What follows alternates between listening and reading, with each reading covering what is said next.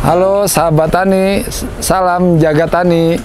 Saya Ahmad Yani, penghobi bonsai.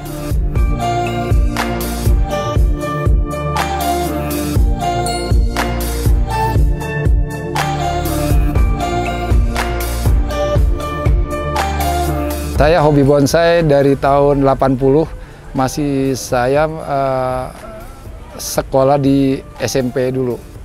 Nah, dari SMP itu saya udah mulai berpikir di Jakarta ini dengan lahan yang sempit, tapi kita masih bisa untuk menanam. Nah, kenapa saya pilih bonsai? Karena bonsai pohon yang kecil dan tidak membutuhkan ruang yang luas. Nah, dengan lahan yang kecil kita bisa pergunakan gitu. Keunikan dan keunggulan bonsai dari tanaman hias biasa, dia mengandung nilai seni yang tinggi. Yang kedua, dan dia bisa nilai jualnya juga tinggi, cukup tinggi.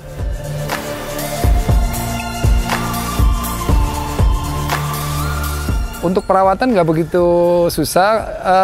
Perawatannya sama pohon-pohon tanaman hias biasa. Cuma untuk kesulitannya dalam membentuk bonsai, dan setiap pohon bonsai itu punya karakter tersendiri. Katakan jenis pohon asem. Nah, itu kita harus tahu nih, pohon asem itu di tempat yang teduh atau di tempat yang panas. Tapi pada umumnya pohon-pohon bonsai itu dia di tempat yang panas, full panas. Terus penyiramannya 2 kali dalam 1 hari kalau memang musim kemarau, kecuali musim hujan. Ditambah pupuk organik dan anorganik. Yang lebih penting sih sebenarnya kita mencintai dulu dah, mencintai bonsai. Terus dari situ baru kita merawatnya lebih mudah. Untuk pemupukan sekarang tuh nggak begitu sulit, karena dibanding tahun-tahun waktu saya itu belajar, bonsai itu agak sulit. Kenapa? Kita mencari bahannya susah, untuk mencari guru juga bonsai susah. Karena bonsai di Jakarta itu tahun 80 itu belum berkembang seperti sekarang gitu. Jadi saya bisanya dari otodidak, bukannya saya belajar saya ini. Nah, banyak belajar itu setelah kita gabung ke PBBI, Persatuan Bonsai Indonesia. Nah, di sana yang banyak pengarahan tentang pembentukan bonsai, terus karakter pohon bonsai, sampai ke pemupukannya, bagaimana untuk penampilan bonsai. Nah, itu kita dapat dari PPBI.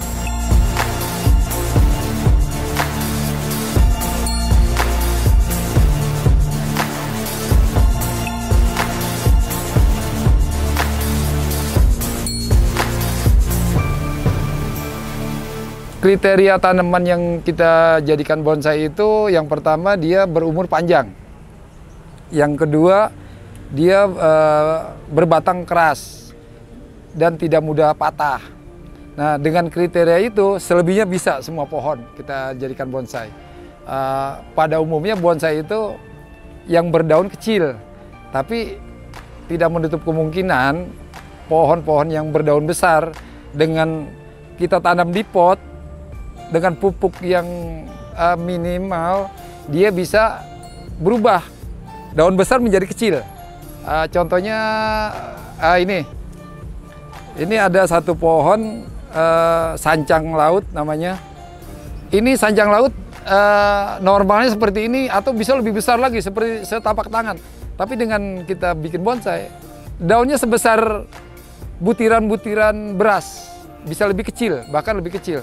Nah, ini salah satu contoh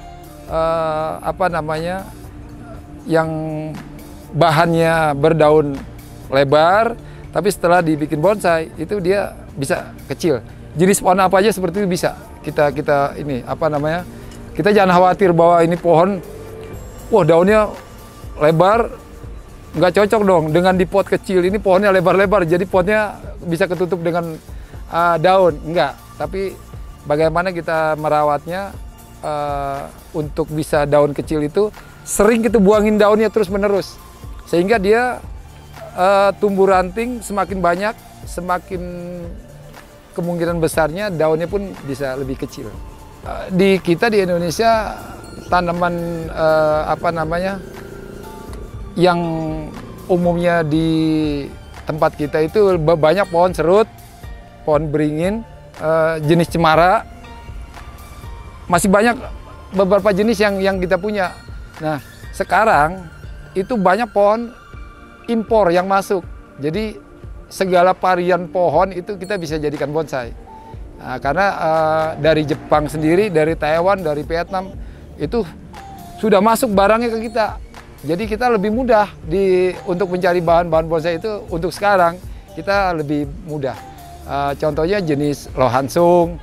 Nah terus ini juga ini sancang laut tapi impor dari Taiwan. Kalau yang jenis kayak gini. Nah, di kita juga ada, cuman daunnya lebih gede dibanding sama yang impor. Ini Taiwan punya. Ini jenisnya jenis parigata yang berdaun bintik-bintik putih.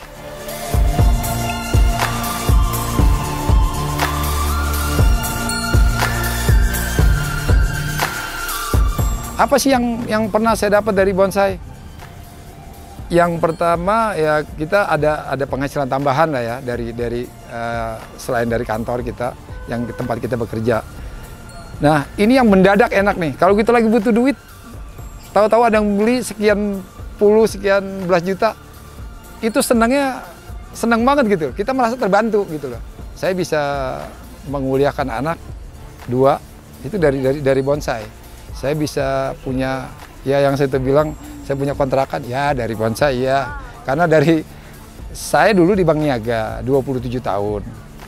Karena saya dididik di Bank Niaga itu menjadi orang yang jujur, yang tidak boleh nerima komisi, yang nggak boleh nerima dari nasabah lah segala macam. Nah, itu saya merasa nyaman, hidup seperti itu nyaman gitu.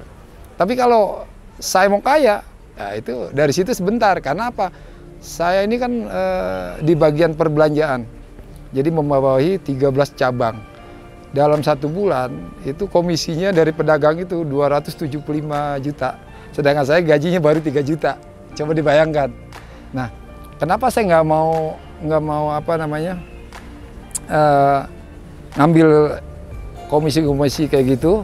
Karena saya merasa nyaman di pohon dan saya punya penghasilan gitu, tambahan. Nah. Dari sini, dari pohon ini uang belanja ketutup, anak bisa ini sedikit banyaknya hobi kita saya punya hobi di samping bonsai, saya hobi mancing. Nah, jadi dari situ, saya punya kendaraan dari sini, dari bonsai semua. Tapi kan nggak semata-mata begitu bikin bonsai setahun 2 tahun, kita langsung punya penghasilan. Saya prosesnya dari tahun 80, dan saya ada 1 pohon yang saya punya, awal pembentukan sampai sekarang masih ada. Umurnya udah sekitar ya kurang lebih 40 tahun lah.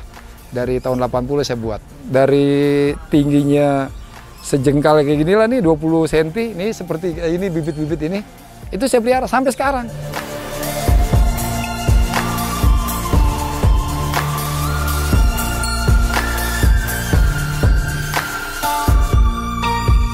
Dia tidak punya kriteria pohon kecil lebih murah, pohon besar lebih mahal.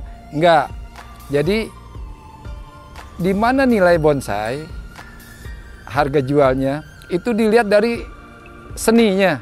Seni itu pohon, karakternya bagus, yang pertama. Yang kedua, kesannya tua.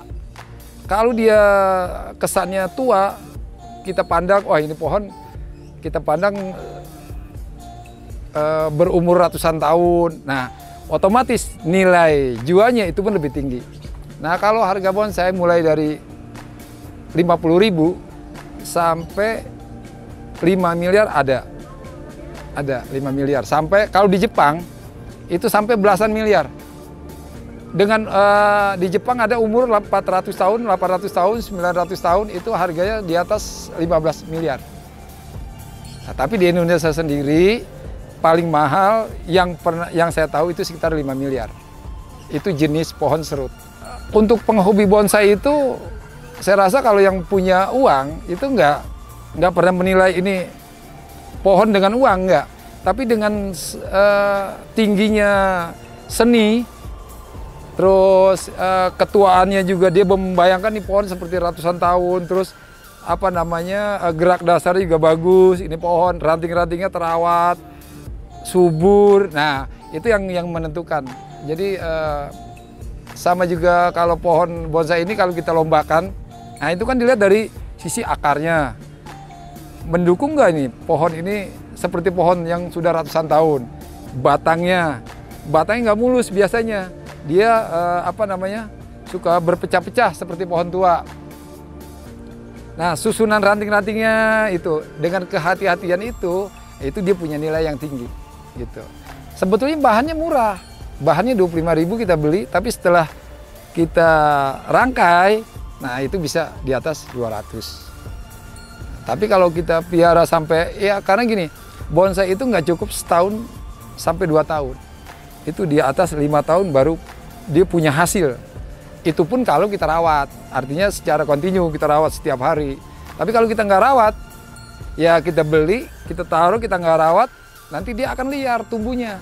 Seperti pohon liar di alam bebas. Tapi kalau kita rawat, kita beli, kita gunting, terus apa yang kemauan kita itu kita apa namanya, kita tuangkan ke dalam satu pohon, nah, maka dia akan menjadi bagus hasilnya gitu.